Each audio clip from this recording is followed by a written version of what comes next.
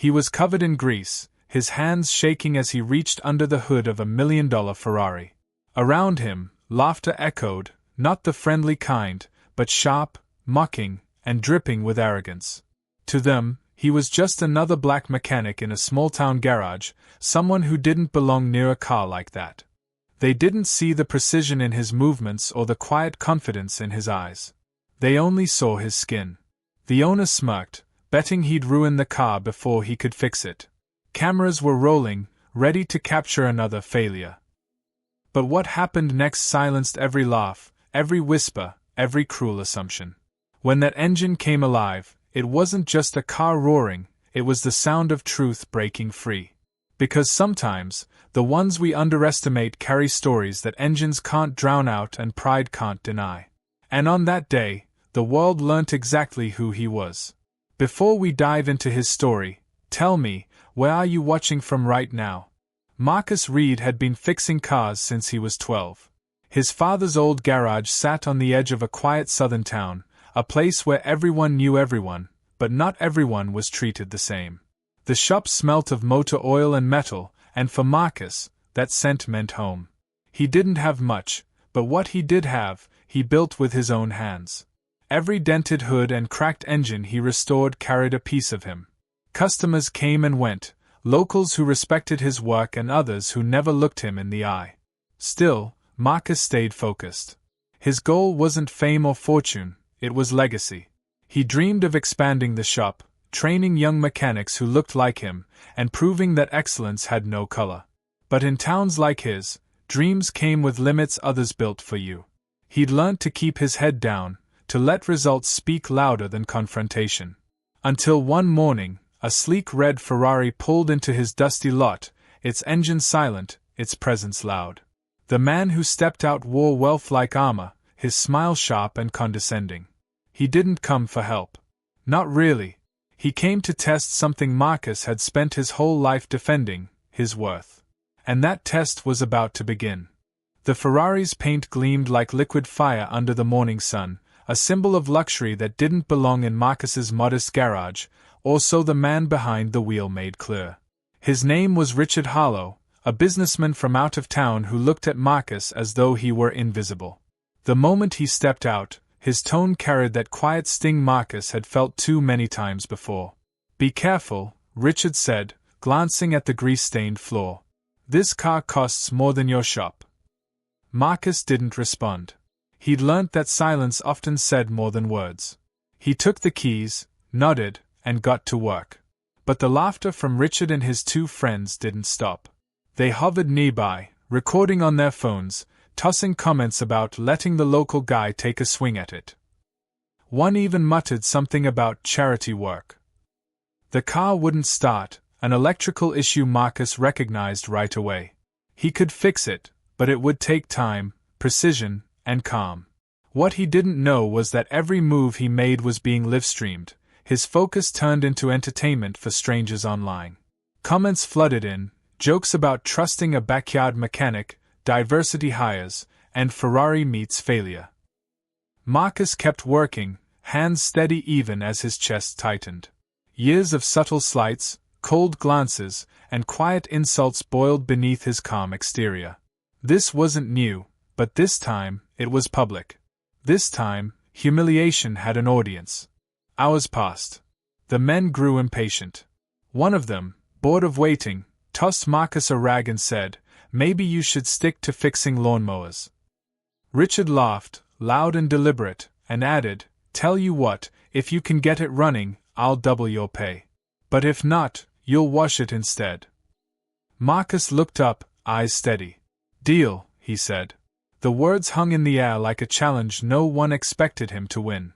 The engine bay was complex, but Marcus saw through the noise. A blown fuse. A miswired sensor.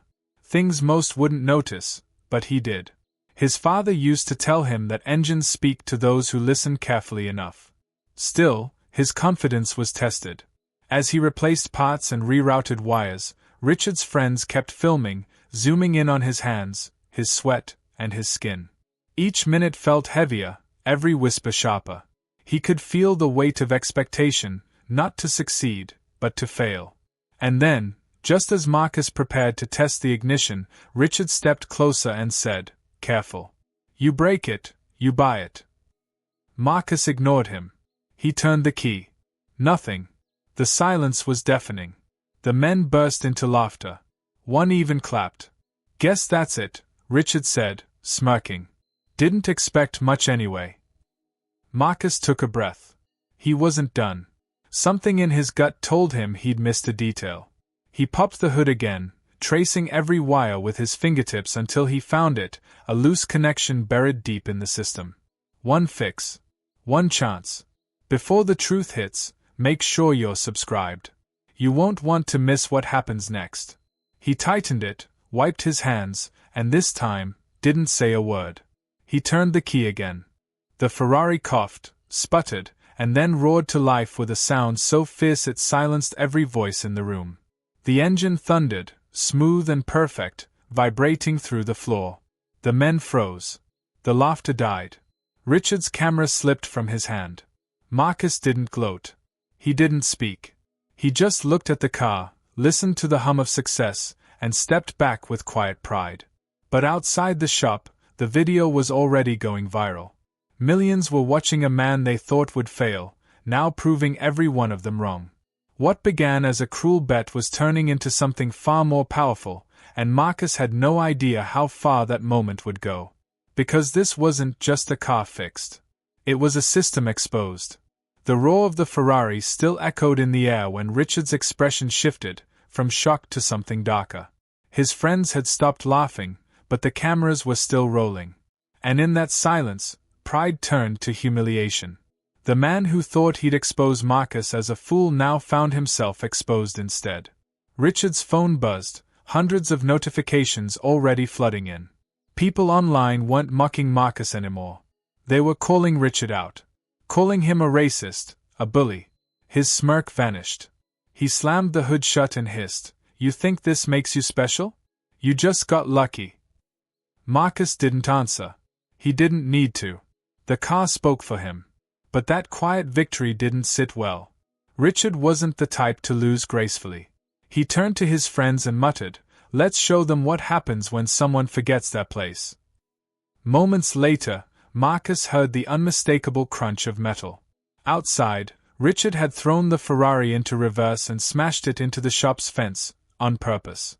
Sparks flew, the taillight shattered, and the laughter returned, cruel and sharp. "Guess your fix didn't hold up after all," Richard sneered. His friends filmed again, twisting the story, narrating a lie, mechanic messes up Ferrari, owner furious. Marcus's heart pounded. The hours of work, the effort, the pride, it all felt ripped away in seconds. He tried to explain, but Richard's voice drowned him out. "You'll pay for this," he said. "You'll never touch another car like this again." Then, as if humiliation wasn't enough, Richard called the police. Claimed Marcus had damaged his vehicle. Within minutes, the flashing blue lights painted the walls of the garage. Marcus stood still, hands trembling, oil-stained shirt clinging to his skin. He'd seen this scene before, too many times on the news. Black man. Police. One wrong move. One wrong word. The officers stepped out, hands on their belts, eyes scanning the scene. Richard pointed at Marcus, shouting accusations that came out rehearsed. "He broke it. He threatened me." Marcus's throat tightened. "That's not true," he said softly. But truth didn't carry weight when power spoke louder. One officer told him to step aside, voice cold and firm. Another asked for his license, his registration, anything to prove he owned the shop. It wasn't until one of the officers noticed the live stream still running on Richard's phone that the tension cracked.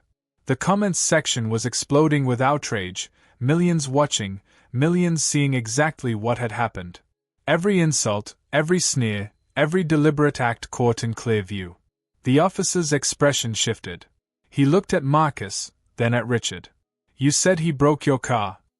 Richard froze. The silence stretched. Marcus didn't gloat. He didn't raise his voice. He just looked at Richard, the man who thought his privilege could rewrite the truth, and said, "Engines don't lie." And for the first time, Richard had no answer. But the world wasn't done watching. The video was spreading faster than anyone could stop it. And by nightfall, Marcus's story wasn't just his own, it had become something bigger. Because that day, a Ferrari roared to life, but so did a truth too loud to ignore. In the days that followed, Marcus's life changed in ways he never imagined. What began as a moment of humiliation became a headline across the country. The video of him fixing the Ferrari, and everything that happened after, spread like wildfire. People who had never set foot in his town were now saying his name, calling him a hero, a symbol of quiet strength. But for Marcus, it wasn't about fame. He didn't feel like a hero. He felt tired of having to prove his worth just to be treated like a man. The praise was loud, but the truth underneath it was heavier. He hadn't done anything extraordinary. He'd just done his job. Yet it took public shame and a viral video for people to finally see his humanity. Reporters came. Companies offered sponsorships. Messages poured in from young mechanics saying they finally saw someone who looked like them succeed. Still, Marcus kept his focus. He rebuilt the fence Richard destroyed. He tuned the same engines, swept the same floors, and taught the same lessons his father once taught him, about patience, pride, and dignity.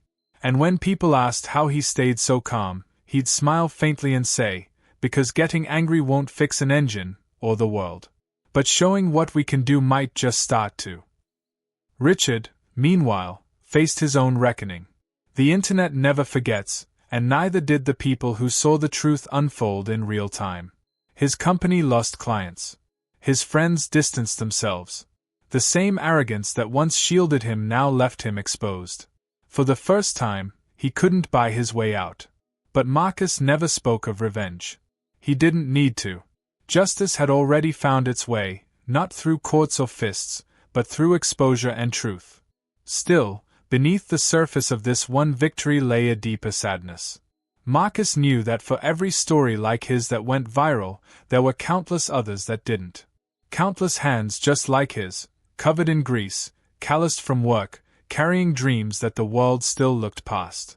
He often stood by the garage door at sunset, listening to the hum of cars passing by, thinking about how something as simple as fixing an engine had revealed so much about the broken parts of society. And maybe that's what made his story matter, not because it ended perfectly, but because it started conversations that needed to happen. Because every time someone watched that video, they weren't just seeing a mechanic fix a Ferrari. They were seeing a man refuse to be defined by someone else's prejudice. Marcus didn't set out to change anything. He just did what he always did, worked hard, stayed true, and kept moving forward. But sometimes, the quietest acts of resilience echo the loudest.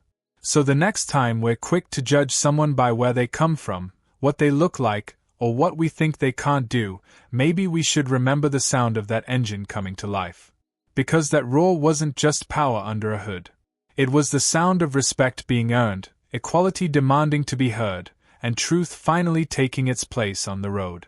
And the question that still lingers is this: how many more Marcus Reeds will it take before we stop underestimating greatness just because of the hands that hold it?